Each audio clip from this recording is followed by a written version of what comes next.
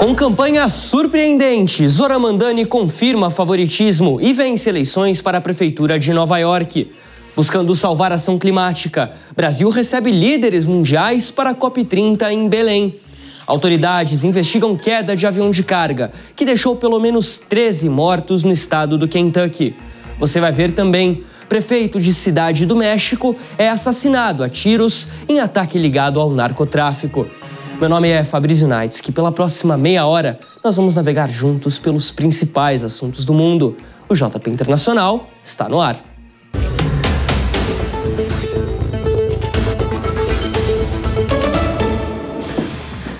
Olá, seja muito bem-vindo, seja muito bem-vinda. O JP Internacional de hoje já está no ar e a gente começa o programa falando sobre campanha.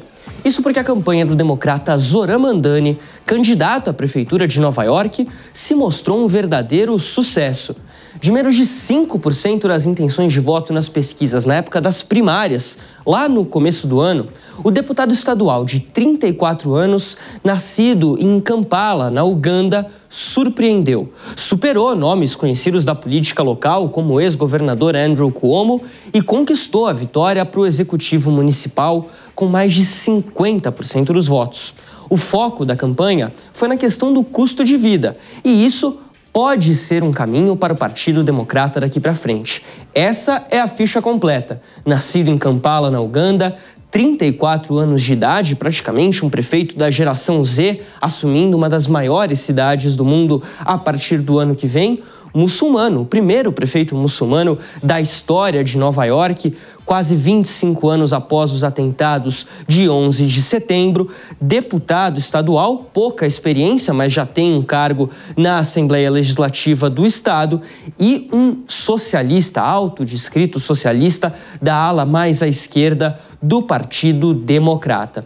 Bom, para falar mais sobre esse assunto, a gente conversa com o mestre em comunicação social, professor da Universidade de Helsinki, na Finlândia, Kleber Carrilho. Professor, seja muito bem-vindo ao JP Internacional. Queria começar te perguntando o seguinte: no aspecto da comunicação, Zoran Mandani parece ter feito o que ninguém no Partido Democrata nem ousou fazer no ano passado. Foi essa, de fato, a chave para a vitória do candidato lá em Nova York?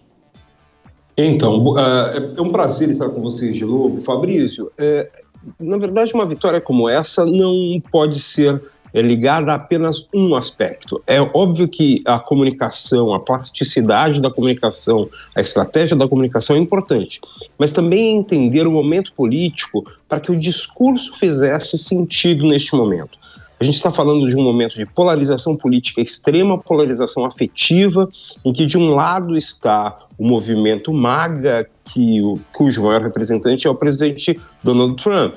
E ele se colocou como este adversário muito claro do MAGA. E a comunicação, consequentemente, trouxe todos esses aspectos, tanto no discurso, na performance, quanto também na plasticidade, isto é, demonstrando valores que estão ligados a uma estética do imigrante, uma estética do latino, mas inclusive não é, óbvio, latino, mas ele trouxe muito dessa estética do latino, que é um eleitor importante em Nova York, e quando ele faz isso a partir das redes e estimula as pessoas a usarem as ruas, a invadirem as ruas com a campanha dele, ele também faz com que haja uma conexão entre aquilo que é extremamente ligado a essa nova geração, que é o uso competente das redes sociais, do TikTok e tudo mais, mas também utilizando aquilo que era fundamental para atingir outros públicos que não estão nas redes sociais,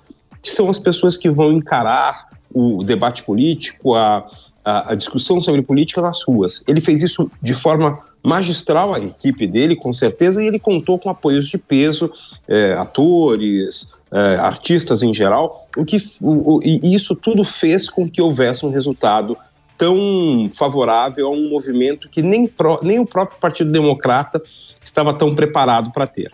Esse é um ponto interessante, a gente já vai trazer aqui sobre o que isso muda para o Partido Democrata, mas a campanha de Mamdani foca bastante na identificação, principalmente daquilo que a gente chama, né, professor, de problemas reais, né? Há um vídeo que se tornou emblemático nessa campanha do Mamdani quando ele fala sobre a comida de rua, a comida halal, que está custando $10 em Nova York, antes custava 8, e aí ele fala da inflação do halal, quer dizer, ele conseguiu trazer esses aspectos reais do dia a dia da população. Qual que é a importância da identificação de um eleitor com aquele político que está concorrendo a um cargo nas urnas? Então, isso é muito interessante porque no momento em que ele assume ser parte do povo, representante deste povo, desta ideia de populismo, uma roupagem, né, geração Z, como você disse, ele traz elementos que fazem parte do dia a dia de todos, mas que é particular para ele. Então, note, quando ele fala da comida halal, que é específica da população muçulmana, ele está falando sobre ele.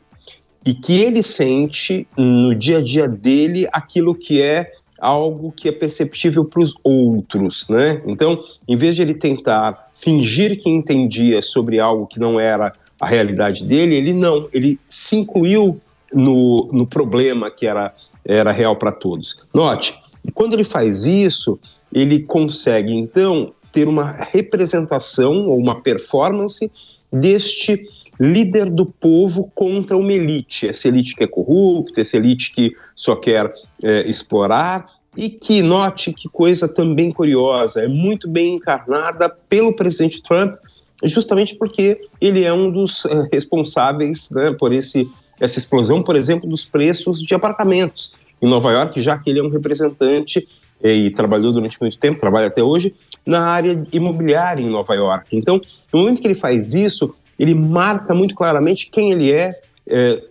quem ele representa, quem ele quer representar e sobre quais pautas ele luta. Quando ele faz isso, então, é um movimento muito claro e muito oportuno, né? Não daria para ter uma candidatura como essa em um momento tranquilo da política norte-americana. Só é possível uma candidatura como essa, com essa performance, com esse discurso, num momento como este, em que, do outro lado, né, desta disputa, está alguém tão claramente identificado com valores conservadores ou valores do movimento MAGA, mais do que conservadores, como o presidente Trump, na cidade onde ele fez também a sua carreira.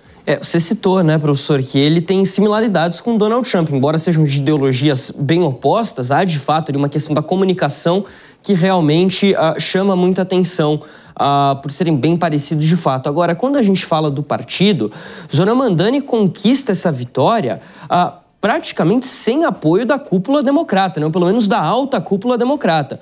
O senador Chuck Schumer, que é líder dos democratas no Senado, se negou a dizer em quem ele votou nessas eleições.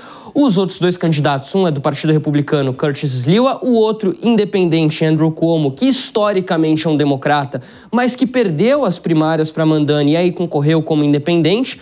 Mas quer dizer, isso mostra um novo caminho, de fato, para o Partido Democrata? E qual que é a possibilidade dessa linha de campanha, dessa linha política de Zoran Mamdani se tornar, não diria maioria, mas o guia para os democratas, já pensando em 2026 e 2028? É muito interessante sua pergunta e daria para a gente tocar aqui um programa ou mais para falar sobre isso, mas vamos tentar resumir ao máximo. No momento em que o Partido Republicano foi à direita, se tornou ainda mais conservador com Donald Trump, o Partido Democrata ficou perdido, né? E a gente nota nas últimas eleições, principalmente, como o Partido Democrata não conseguiu arranjar o discurso, né?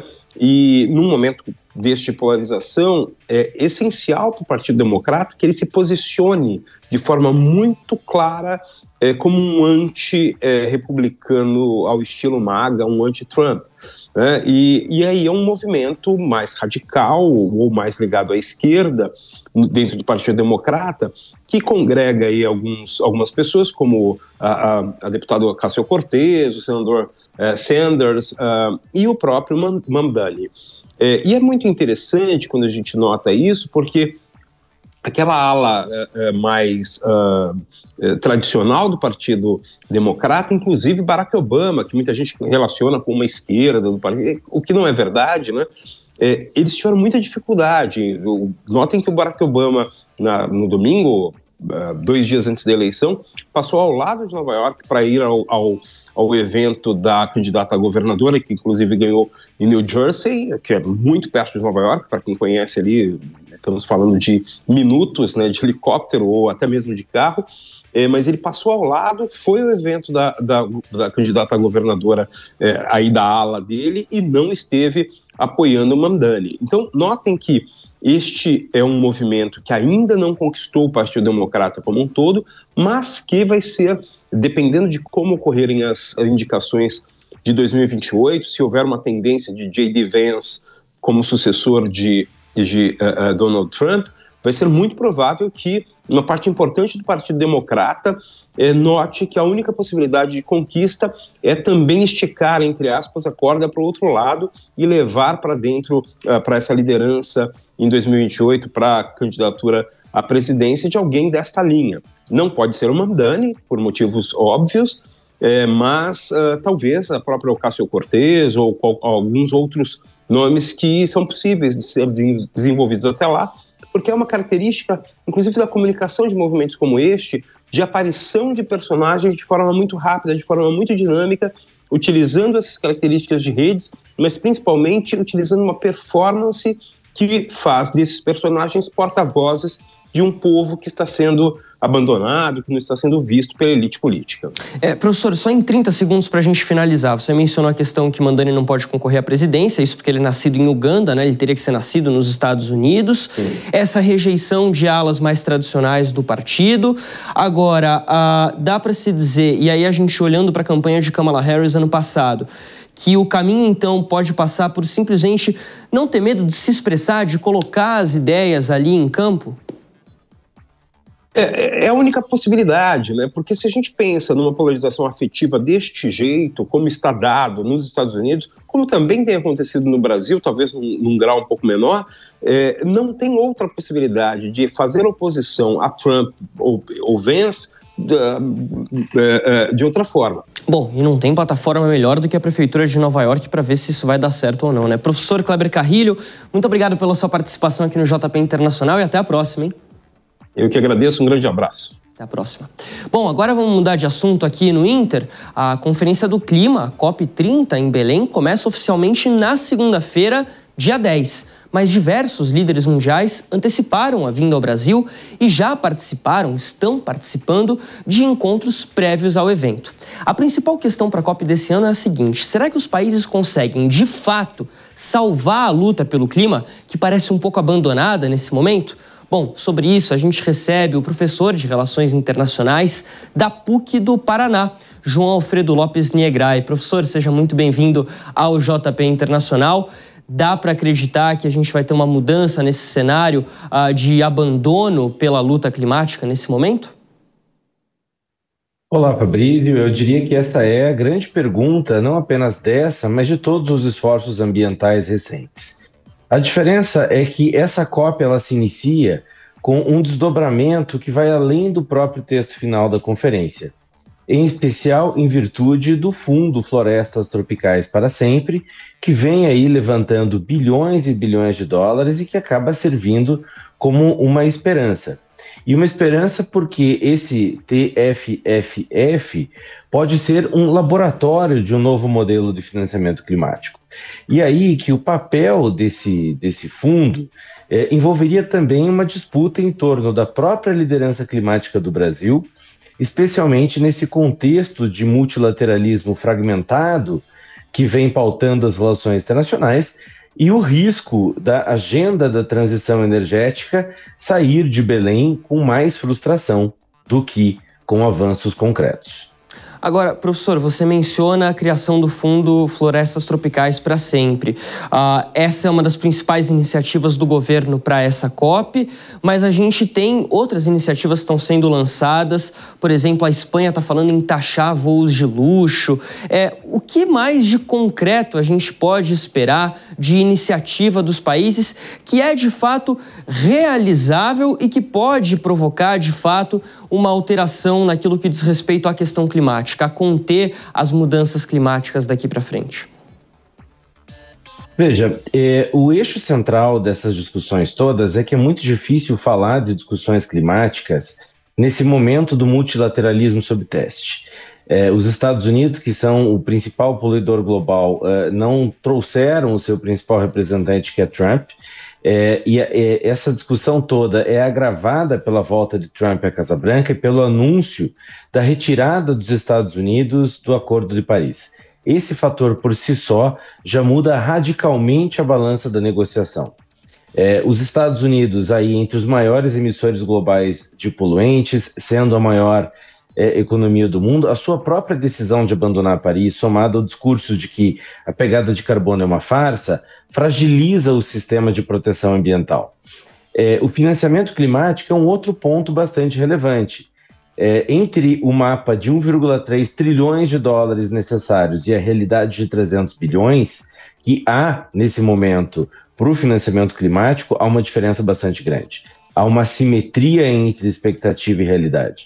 Na última COP, em Baku, no ano passado, países em desenvolvimento pediram 1,3 trilhões até 2035 e os países ricos aceitaram uma referência a 300 bilhões de dólares. Você mencionou o Acordo de Paris. Os Estados Unidos foram um dos signatários do Acordo de Paris na época que ele foi lançado, isso já faz quase 10 anos, e o governo Trump retirou o país desse acordo. Há expectativa de reviver essa tratativa ou isso vai ser deixado para trás? Nesse momento, isso é deixado para trás justamente em virtude da fala de Trump de que qualquer fala sobre carbono é uma farsa. O Trump e os republicanos, de forma geral, vêm dizendo que todas as questões relacionadas à preservação ambiental são uma invenção chinesa para reduzir a competitividade nos Estados Unidos. E isso corrói um exemplo político, porque se um ator central se retira, os outros se sentem autorizados a relaxar as metas ou atrasar compromissos. Um outro ponto é que isso reduz a perspectiva do financiamento. Boa parte dos desenhos de novo objetivo coletivo, quantificado em financiamento climático, supunha a participação relevante dos Estados Unidos. E sem isso, o espaço fiscal para uma transição ambiciosa fica ainda mais pressionado e a conta tende a recair sobre a Europa. Países emergentes, eventualmente, e até mesmo pelo capital privado. E, por fim, essa questão dos Estados Unidos reforça a tendência de clubes climáticos ou de arranjos paralelos. A Conferência do Clima perde um pouco de força e os países podem acabar preferindo negociar entre si por meio de acordos de carbono em setores específicos, ao invés de utilizar a COP como um foro central. Então, na prática, o desdobramento mais provável é que a COP30 produza um comunicado final que reforce a importância do Acordo de Paris, da ciência climática e do multilateralismo, mas sem a capacidade de reverter por si só a erosão institucional causada pela saída dos Estados Unidos. Professor, para a gente finalizar aqui rapidamente, o presidente Lula já falou nesses eventos prévios à COP que é hora da gente deixar para trás os combustíveis fósseis. Ao mesmo tempo, o Brasil está prestes a explorar petróleo na margem equatorial aqui no país. E aí eu queria entender o seguinte, de fato, há essa necessidade, parece haver essa necessidade de deixar para trás os combustíveis fósseis. Só que, ao mesmo tempo, isso é algo que dá muito dinheiro. E aí, como é que coloca as duas coisas na balança? Principalmente para países emergentes ou países mais pobres que têm combustíveis fósseis a serem explorados? A sua fala me lembrou, inclusive, da própria COP28 em Dubai, que foi presidida por um presidente de empresa petrolífera. O posicionamento do Brasil na COP30 sobre a liderança de Lula, que se vende como um climático e multilateralista, é ao mesmo tempo ambicioso e profundamente contraditório.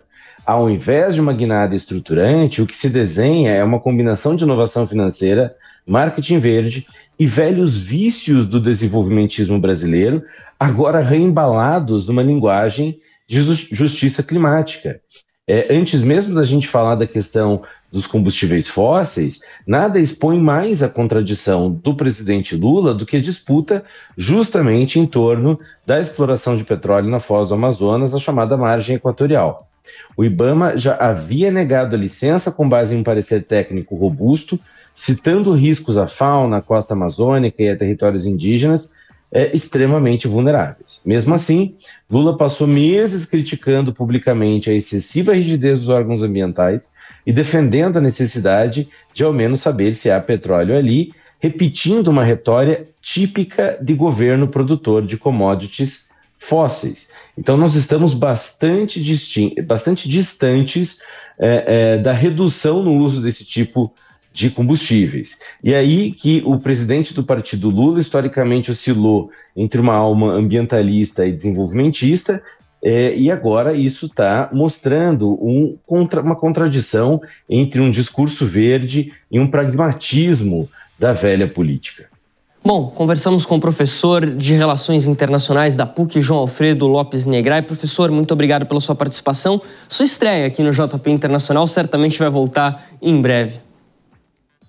É sempre uma alegria, eu agradeço o convite. Eu que agradeço.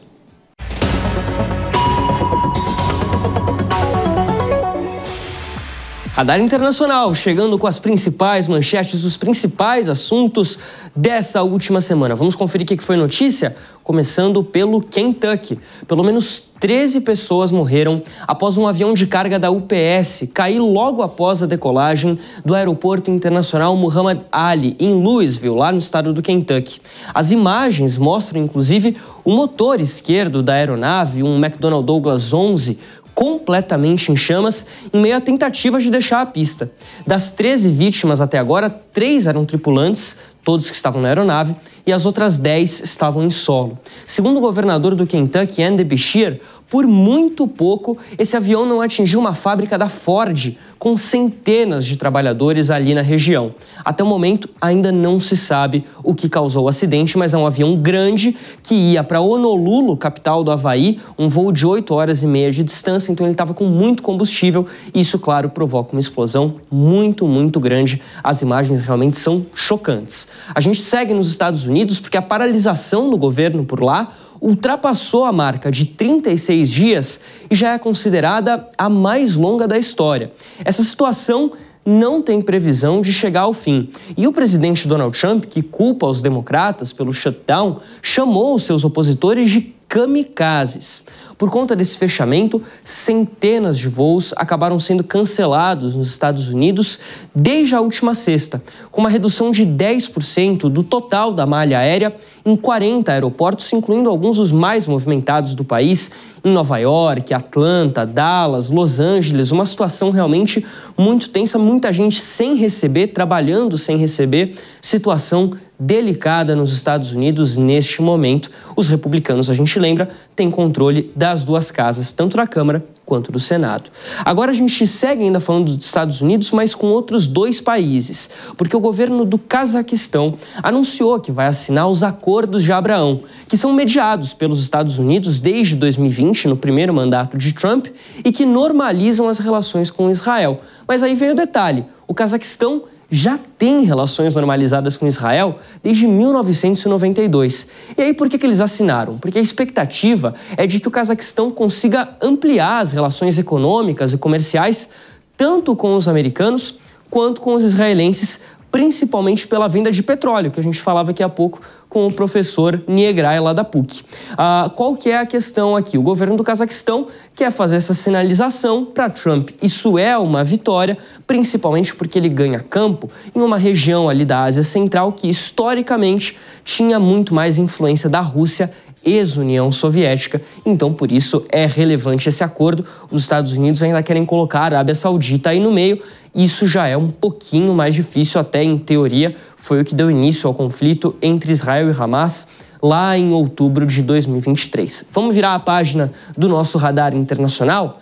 a presidente do México, Claudia Sheinbaum, foi alvo de assédio durante uma caminhada pelo centro histórico da capital do país. Isso diante de várias câmeras. Ela foi agarrada por um homem embriagado que já havia cometido outros atos no mesmo dia e que foi preso logo em sequência. Uma coisa assim inimaginável. O que passa na cabeça de um cidadão desses? A presidente lamentou o caso e apresentou um plano para facilitar as denúncias e sanções contra casos de abuso sexual no país. Só em 2025 já foram até o momento 25 mil denúncias formalizadas na polícia. Isso porque há um temor de subnotificação. Muitas mulheres que se sentem ameaçadas ao fazer a denúncia acabam nem indo prestar queixa nas delegacias locais. O México é um dos países, por exemplo, que tem vagão exclusivo para mulheres nos trens e metrôs, principalmente na capital, na Cidade do México. A gente segue na América Latina, agora aqui na América do Sul.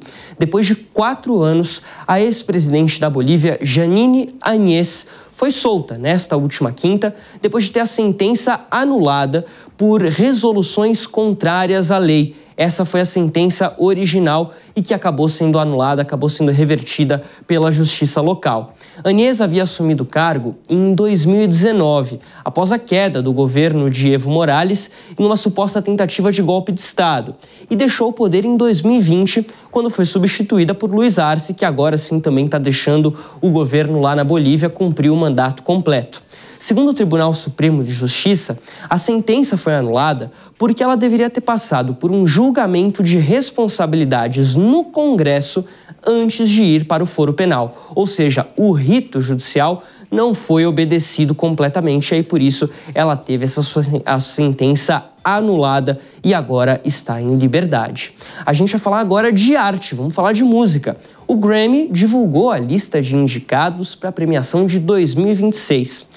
Os destaques são para o rapper americano Kendrick Lamar, inclusive nome que esteve no Super Bowl desse ano, agora de 2025, que tem 9 indicações, é o recorde dessa edição do Grammy. Além de Circuit, Jack Antonoff, produtor de álbuns da Taylor Swift, por exemplo, e Lady Gaga, que teve uma passagem marcante aqui no Brasil em maio desse ano. Circuit, Jack Antonoff e Lady Gaga receberam 7 indicações cada.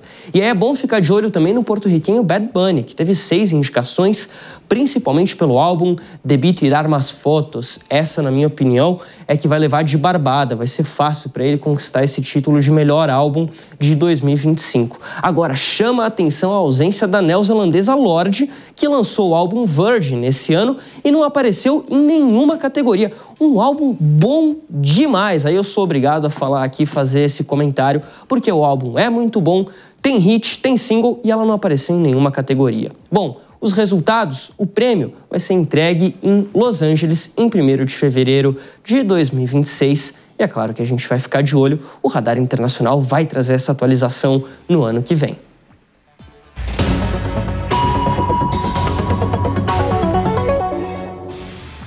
O assassinato do prefeito mexicano Carlos Manzo, conhecido nacionalmente por perseguir criminosos de helicóptero e enfrentá-los de maneira direta, mexeu com a população e abriu um novo debate sobre a estratégia de segurança da presidente Claudia Sheinbaum.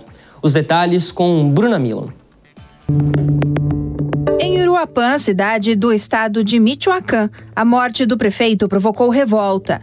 Nos últimos 2 dias, dezenas de manifestantes incendiaram prédios públicos em diferentes regiões, em um sinal claro de indignação diante do crime. Michoacán, um estado do tamanho da Costa Rica e essencial para a agricultura mexicana, está hoje no centro da guerra contra o narcotráfico. Pelo menos 5 grupos criminosos operam ali, liderados pelo poderoso cartel Jalisco Nova Geração. Foi nesse cenário que Carlos Manzo, apelidado por alguns de o Bukele mexicano, por defender a neutralização de criminosos que resistissem à prisão, acabou assassinado. Um atirador se aproximou dele durante um evento público e fez vários disparos, mesmo com o prefeito cercado por sua equipe de segurança. O governo estadual diz que o homicídio foi cometido por um grupo do crime organizado, mas ainda não identificou qual cartel está por trás do ataque. Manzo havia rompido com o partido de Cláudia Sheinbaum em 2024 e atuava como independente, usando as redes sociais para pedir reforço federal no combate ao narcotráfico e criticar a estratégia de segurança do ex-presidente Andrés Manuel López Obrador, acusado de evitar confrontos com as organizações criminosas.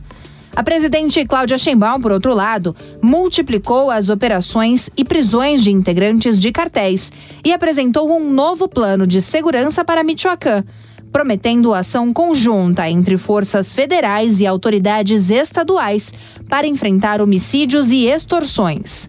A crise de segurança também alimenta tensões diplomáticas. O presidente americano Donald Trump voltou a acusar o México de não fazer o suficiente contra o narcotráfico e a migração irregular. Além de designar cartéis como organizações terroristas, Trump ofereceu enviar tropas americanas para combater as máfias em solo mexicano, proposta rejeitada pela presidente Sheinbaum. A situação ficou ainda mais delicada depois que autoridades mexicanas identificaram o assassino de Manzo. O atirador era um adolescente de 17 anos, chamado Víctor Ubaldo. Ele foi morto pelos seguranças logo após o ataque, mas teve sua identidade revelada publicamente, ainda que a lei mexicana proíba a divulgação da imagem de menores de idade. Investigações apontam que Ubaldo agiu com pelo menos 2 cúmplices que seguem foragidos. Para o Ministério Público, o crime está diretamente relacionado às organizações criminosas que disputam as rotas de tráfico na região. Enquanto isso, Uruapã tenta seguir com a vida institucional. O ataque contra Manzo reforça uma narrativa que vem ganhando força tanto no México quanto nos Estados Unidos. A de que o país vive um vácuo de autoridade em regiões dominadas por cartéis. Nosso próximo encontro é no sábado que vem. E claro, ao longo de toda a programação da Jovem Pan News. Muito obrigado pela sua companhia e até a próxima. A opinião dos nossos comentaristas não reflete necessariamente a opinião do Grupo Jovem Pan de Comunicação. Realização Jovem Pan.